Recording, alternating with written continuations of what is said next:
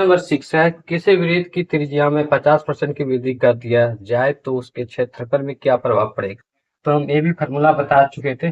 50 + 50 + 50 into 50/100।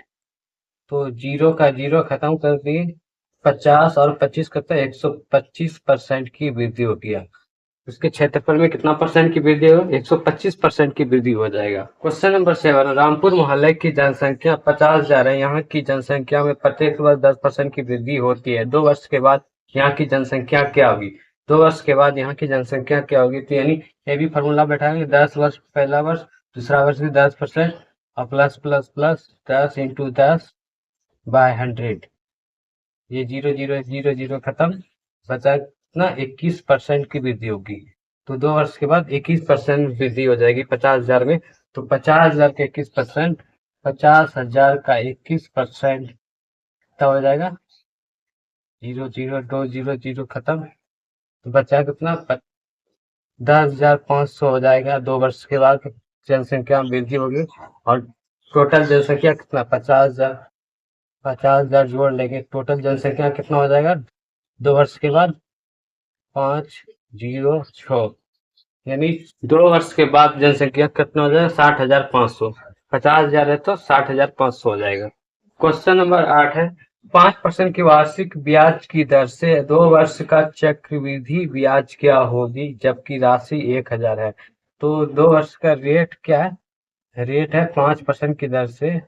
और in time कितना है, 2 ईयर्स, 2 ईयर्स।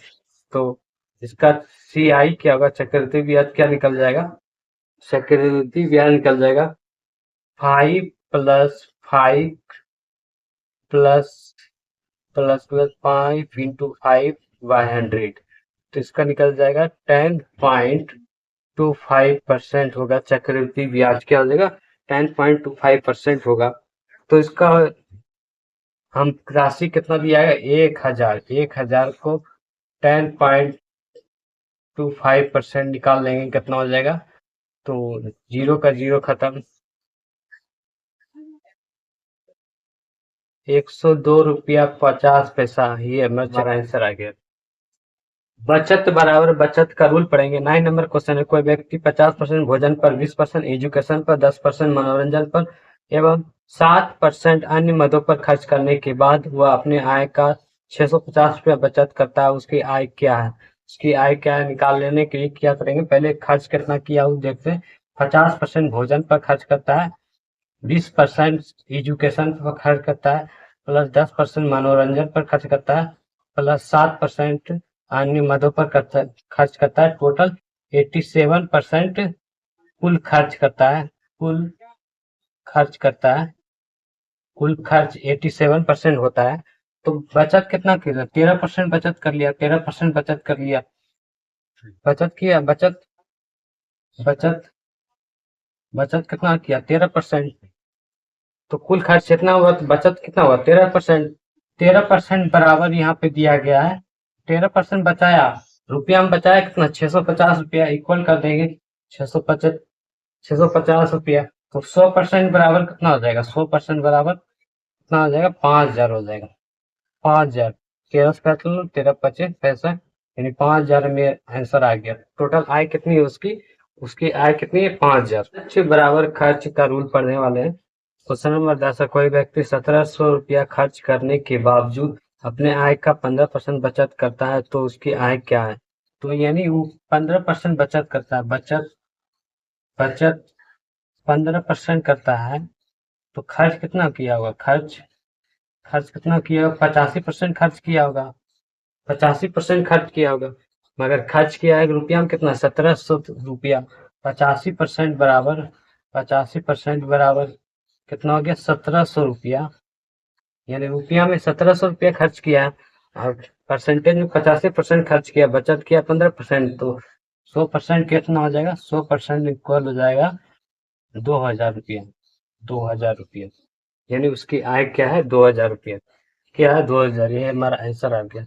पास बराबर पास का रूल पढ़ेंगे। 11 नंबर क्वेश्चन है, किसी परीक्षा में पास होने के लिए 33% अंकों की जरूरत पड़ती है। कोई विद्यार्थी 220 अंक प्राप्त करता है, 11 अंक से फेल हो जाता है, यानी उसको 33% आएगा तो एग्जाम में पास हो जाएगा। 33% आएगा तो एग्जाम में पास हो जाएगा। 33% कितना आया? 33% एग्जाम में पास हो जाएगा। आया कितना? 220, यानी 220 आया, 11 अंक से फेल हो रहा है, यानी 11 अंक इसमें और जोड़ देंगे, यानी 33% के बराबर हो जाएगा। 11 अंक और जोड़ देते हैं, ये 33% के बराबर हो जाएगा, यानी ये एग्जाम में पास हो जाएगा। 33% बराबर किया गया 231 हो गया, 33 से कट गया 7 बार में। 100% बराबर कितना हो जाएगा? 100% बराबर होगा 700। 700 हमारा ये आंसर आ गया। क्वेश्चन नंबर 12, किसी परीक्षा में पास होने के लिए 40% अंकों की जरूरत पड़ती है। कोई विद्यार्थी 36% अंक प्राप्त करता है और 16 अंकों से फेल हो जाता है, तो पूर्णांक ज्ञात करें। यानी 16 अंक और आता तो ये 36 को तो आज ये पास हो जाता, 40% के बराबर हो जाता, यानी 40% बराबर हो गया 36%। आता आने के बाद 16 और अंक आ जाता तो ये पास हो जाता, नहीं 40% के बराबर हो जाता। तो ये 40% बराबर कितना हो गया? 40% माइनस इधर कर देंगे, 36 को इधर ला देंगे, 36% इक्वल हो जाएगा 16 के, यानी 4% बराबर इक्वल हो गया 16 के। तो 1% बराबर कितना हो गया? 4 हो गया। 100% बराबर कितना हो जाएगा? 100% बराबर हो गया 400, यानी 400 अंक था। यानी कितना अंक का था? 400। क्वेश्चन नंबर 13, किसी परीक्षा में एक विद्यार्थी ने 30% अंक प्राप्त किया और 25 अंकों से फेल हो गया। इसी परीक्षा में दूसरे विद्यार्थी 40% अंक प्राप्त करता है और 5 अंक से 25% अंक अधिक प्राप्त किया, तो पूर्णांक ज्ञात करें एवं 5 अंक ज्ञात करें। पूर्णांक ज्ञात करने के लिए क्या करना है? जैसे यहाँ देख रहे 30% अंक लाता है, 25 अंक से फेल हो जाता है, यानी 25 अंक जोड़ देंगे इसमें तो पास हो जाएगा ये, और इक्वल कर देंगे 40% ये प्राप्त करता है और 25 अंक अधिक प्राप्त करता है, यानी 40% अंक प्राप्त करता है और 25 अंक अधिक, यानी 25 अंक घटा देंगे तो ये पास के इक्वल हो जाएगा। ये भी पास, ये भी पास हो गया, इक्वल हो गया। पास बराबर पास, पास बराबर पास, ये रूल है। पास बराबर पास के रूल ला देंगे इधर कैसे? 10% बराबर क्या हो जाएगा? 50। 10% बराबर 50, 100% बराबर कितना हो जाएगा? 500। 100% बराबर 500, यानी 100% अंक कितना थे? 100% बराबर 500 अंक थे। पास मार्क्स कितना थे? पास मार्क्स, पास मार्क्स निकालने के लिए क्या करेंगे? पास मार्क्स, पास मार्क्स कितना हो जाएगा? यानी इसमें 500 का 30% निकाल लेंगे और प्लस कर देंगे 25, तो ये हमारा पास मार्क्स हो जाएगा। 0 का 0 खत्म, 15, 150 और 25, 75, 175 marks. Pass marks, pass marks हो गया। पास मार्क्स कितना हो गया? 175। पास मार्क्स परसेंटेज में निकालना है, जैसे परसेंटेज में पास मार्क्स निकालना है, पास मार्क्स परसेंटेज में निकालना है, यानी 175 नंबर में पास हो जाता है। 500 में 175 नंबर में पास होता है, 100% का परसेंटेज निकाल लेंगे, 100 से गुना कर देंगे तो कितना हो जाएगा? डबल जीरो से डबल जीरो खत्म, 5 या 5 बचे 25, यानी 35% में पास हो जाएगा। 35% में पास हो जाएगा। यहाँ पे 70% मैथ में और 65% इंग्लिश में, दोनों परसेंट को जोड़ लेते हैं, दोनों परसेंटेज को। 70% मैथ में और 65% इंग्लिश में, तो 135% पास हुआ। ये टोटल परसेंटेज कितना आया? 135% pass, both subject, both subject, both subject में पास हुआ। यहाँ 27% दोनों में फेल हुआ, यानी 27% फेल हुआ, तो 100 में घटा देंगे, 100 में घटा देंगे 27%, तो हमारा निकल जाएगा 73% पास होगा। 73% पास बोथ सब्जेक्ट में,